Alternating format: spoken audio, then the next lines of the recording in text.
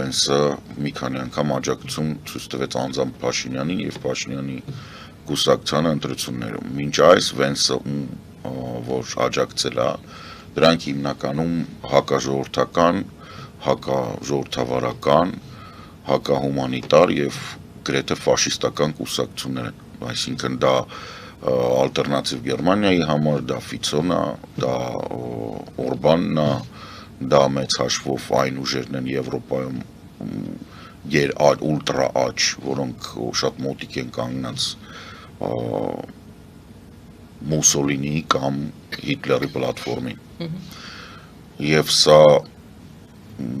կամ անհանգրագիտության շնորհիվ ներքին դիլետանտության, կամ օգտվելով Հայաստանի բնակչության ոչ տեղեկացված լինելուց, չգիտես ինչի Փաշինյանի թիմը սարքել է մատի պատատան։ Գրագետ մարդու համար Վենսի նման անձնավորության գովասանքը վիրավորական է եւ վտանգավոր ինքը։